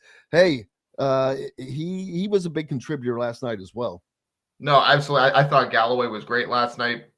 I thought his defense was really good too. I thought he walled up one-on-one really, really well. As for Rice, I've continued to be impressed by him. There are times where he turns the ball over because he's just moving too quickly. But other than that, he is one of the most dynamic playmakers that we've had at IU in a while. It's really impressive the way he's able to just kind of create out of nothing a lot of times. It's a real weapon to have late in the shot clock when you don't really have anything going on a certain possession. You can just get the guy who's the fastest guy on the floor almost every time to just get to the rim. He shot 11 free throws last night for a guy who's hit 9 of them. Hit 9 of them. Like the idea of a 6'1" guy getting to the line 11 times is pretty impressive. Just that is just want to, and he did it. Well, you're point guard, and it's the point guard. Yeah, exactly. He just kept going to the rim and saying, "I bet you can't stop me without fouling," and they couldn't. And there were a couple of times where they didn't even foul him. He just got to the rim and finished. There was one where he made that, like it was a step in from about 17 feet. It was one of the most impressive moves I've seen the whole season. Now, he missed the shot. That's one thing. You got to finish the shot when you make a pretty move like that. But it's just evidence of his ability to really contort his body and use his quickness in a way that really keeps defenders off balance. And that's impressive to me. He's the kind of playmaker they've been missing. And if he can cut down the turnovers just a little bit, if he can be just a little bit more consistent, there's an all Big Ten guard in there somewhere. And I think that we're starting to see it manifest a little bit more often, which is great. And here's Mike talking about his team attacking the rim, and it was not something he saw in USC, but something they had actually been working on. But it looked like that they had, because they were getting after it. No, we ran a few plays that kind of opened it up a little bit, that we had just put in, today, and they executed it well. I mean, Gallo got a layup, Ballo got a dunk off of it. So, I mean, execution out of a timeout is critical. I didn't like the last timeout I called, and Gallo threw the ball away on the inbound pass. We got to be more sharper in that regard. And, well, he's right, but they did that. They did the things that they needed to do. And it was not a pretty win last night. Another, USC is not good. They're one of the teams that is not going to make the Big Ten playoff. Big Ten tournament. I'm pretty certain about that. And they just tried to out-athlete Indiana in the first half and just worked hard, and it was working. And Indiana just finally said, okay, and started playing. But they had to adjust to basically not having, they were down 2 starters in essence, with Malik Renew and Mackenzie Mbako not, showing up basically. So that's an adjustment they had to make. And I think that was a big part. Well, I know it was a big part of the slow start, because Mackenzie Mbako was 0 for 6 in the first half. Yeah. Could not hit a shot, ended up being 0 for 8 for the game. So they had to overcome that, and they did. Yeah, they were down 22-12 about midway through the first half, and Mackenzie Mbako was 0 for 7 at that point. He left the game with about 12 minutes left in the first half. He was 0 for 7, and the thing was, a lot of the looks he'd had been pretty good. They'd run some pretty good offense to get him some good looks. They love running that little pin down screen to get him an open 3. It works every single time. They run it early in the game. He gets an open 3, and usually it goes in. And last night it didn't, and that just seemed to kind of threw him off his rhythm a little bit. And they ran really good offense to get him shots, and they just weren't going in. And I think if he makes 2 or 3 of those, you feel a lot better about the way Indiana started the game. I thought it was impressive the way they continued running offense.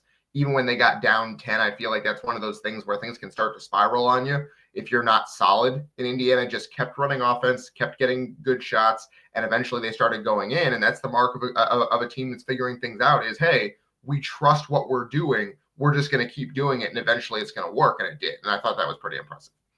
Yeah, and Luke Goody has been a big part of that, because he's been the biggest benefactor having to step in, and that is a huge difference.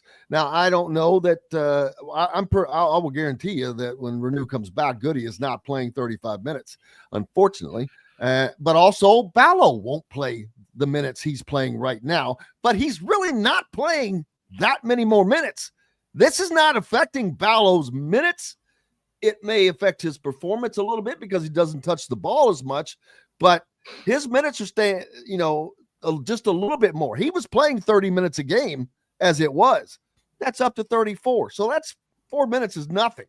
So it's Goody that has benefited from those minutes. And I do agree, you got to have the shooter on the floor, man. You've got to have a typical 4 on the floor. But there's no sense in really debating that because that's not going to be an issue for, we don't even know actually how long it will not be an issue, because we don't know exactly what the situation is with the knee. Doesn't look, like I said, nothing structural. So it's probably a matter of a couple of weeks or whatever that ends up being. But that's critical for this team because of the stretch that they're going to be going through at the same time. Yeah, absolutely. I mean, like, I've been turning that over in my mind. I do think that, I mean, Malik Renew is a very good basketball player. Let's be clear about that. I think that's kind of getting lost in this discussion. And I try to say that a lot because I know it sounds like that, but I'm like going, hey, it's about fit. It's about fit. It is. And there is the idea that he's a little bit of a tweener. He's not quite big enough to play the 5 by himself. He's probably not quite good enough of a shooter to be a really effective stretch 4. So what do you do with him? I do think there are lineups where he could come off the bench and play 20 minutes, 23 minutes a game and really affect, like, if you're playing him against a backup center, he's going to have work for that guy, right? Like, he's not going to be able to be stopped in the post if you're playing him against the other team's backup center. So I do enjoy that. I do think it's going to be a significant piece of February and March is figuring out how to work him back in. But for now, boy, Luke Goody's playing really, really well. Really, really good basketball on both ends. Like, I know the last night was the 3-pointers, and that's just obvious for everyone to see. He was great. His defense is really good, too. He very rarely gets beaten off the dribble. His closeouts, that's something that I've noticed. He's got length. That helps him a lot. He absolutely does. His closeouts on 3-point shooters are just really good. It's never hurried, but it's always intentional and it's always fast. And he's not desperate. And there were at least 2 or 3 times last night where he closed out on a guy who had what looked like an open 3 and basically convinced the guy not to take the shot because he did such a good job of staying down and getting into legal guarding position just immediately. It was really impressive. He does those little things for IU that he did at Illinois. And like we talked in the offseason about, he knows how to win. He was in the Elite 8 last year. Like, those things are all coming out now. We're seeing it. And he does those things for you. And then if he hits the 3-pointers on top of it, that's a really, really good player and a guy who should be getting big minutes. Absolutely. So they've won 5 straight, but they're about to enter the toughest stretch that they'll face this season. And it starts Saturday at Iowa. In Iowa, just coming off of a big win against Nebraska. Iowa's one of the Big Ten middle teams, a team in the middle. They're not going to fight at the top. They're not going to be in the bottom. It's going to be a tough game on the road at Iowa because there's 16,000 fans, whatever they have in there. They're going to be ready. They need to win that game. Yeah, every win's important for them. Every win's important for IU, quite frankly.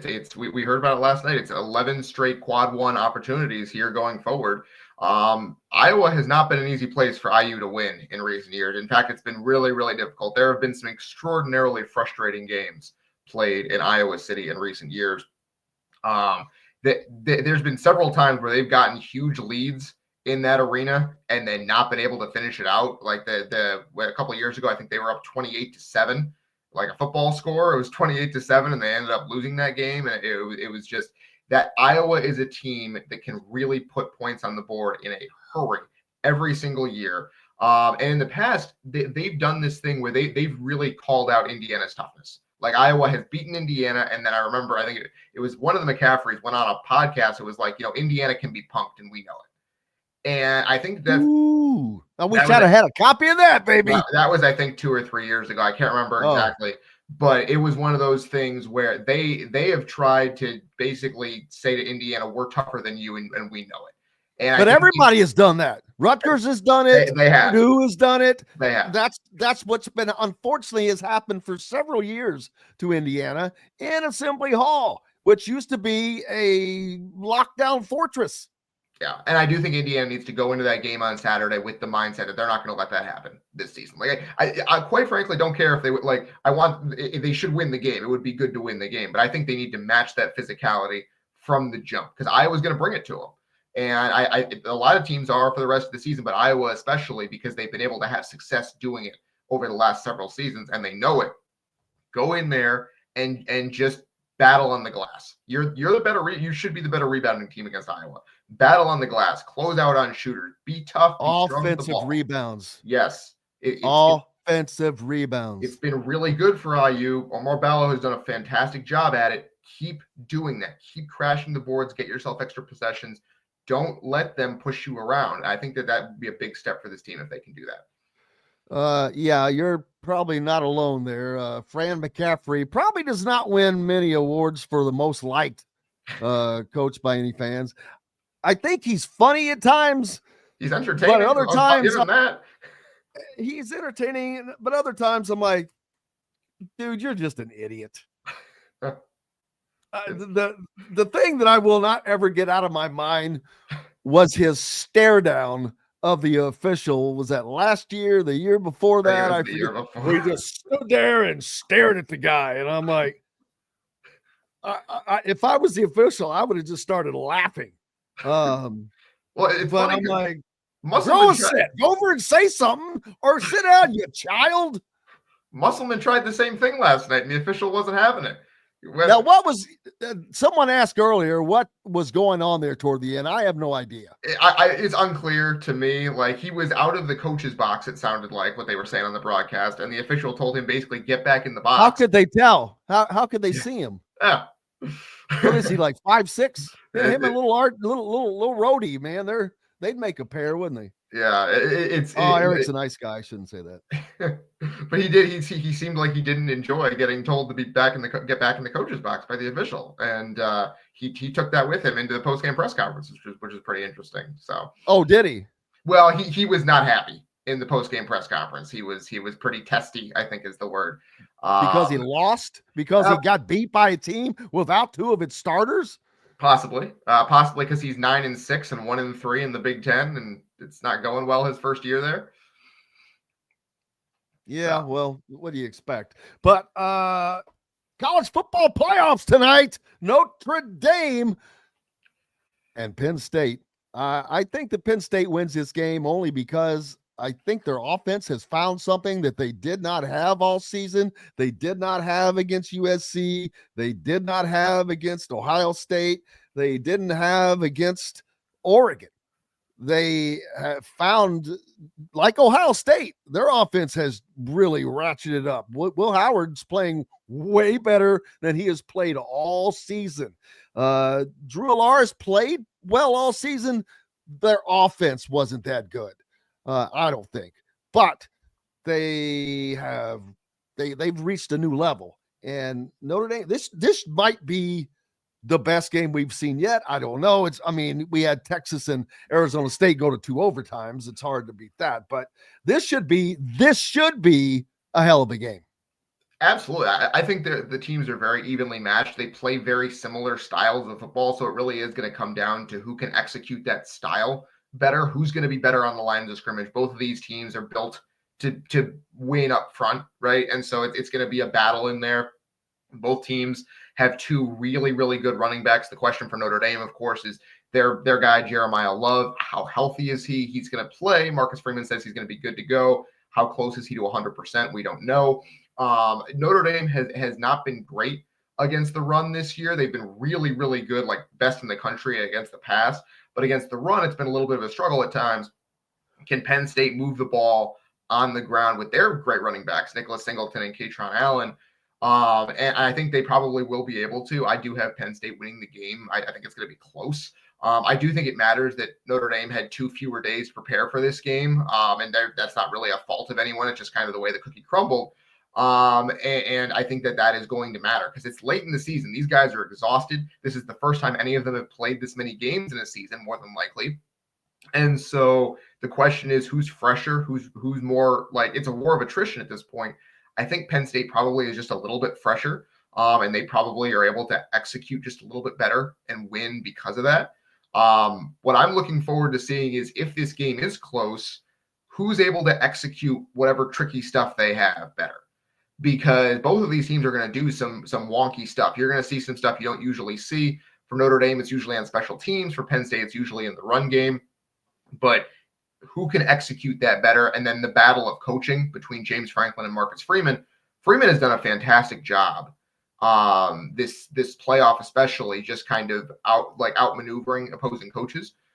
Franklin obviously has a reputation as a guy who's not great as an in-game coach. Obviously, they're here. He has to have done something right. But as an in-game coach, there have been issues. So can he win on the margins in that way too? I'm fascinated by that. Yeah, I think it's 2 really good teams who are very evenly matched. Obviously, this spread is like 1.5 in favor of Notre Dame. All right, let's see it. Who's better at doing what they do? And I think that's going to be the decisive factor here. Well, we'll certainly see as they happens tonight. Before we get out of here real quick, my towel collection from this season. This is the year of the towel, man. This was from the UCLA game. Indiana played. They gave these away. So the inaugural Big Ten conference game by UCLA. Then, All of right. course, Indiana had their plethora of towels that they were giving out this year, and there's one hanging back there. And then this one at the Notre Dame Indiana game as well. Wasn't that good? Yeah, they did a good job with that.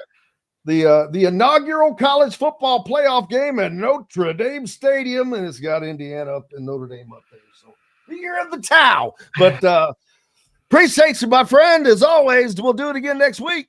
Absolutely, Jim. Thanks for having me on as always, and looking forward to talking to you again. Thank you, brother. Thank you very much. That's going to wrap it up for today. We're back tomorrow to do it again. Todd Leary will be with us, as well as Zach Osterman and more. We will talk about Indiana's game last night, the CFP, the upcoming game with Iowa on Saturday, and much more. Can I thank each and every one of you guys enough? As always, appreciate you. And until then, I'm Jim Coyle. I will see you on the radio. Thanks for listening to Indiana Sports Beat Radio. Be sure to subscribe to our YouTube page for more clips and team coverage of Indiana basketball, football, and more.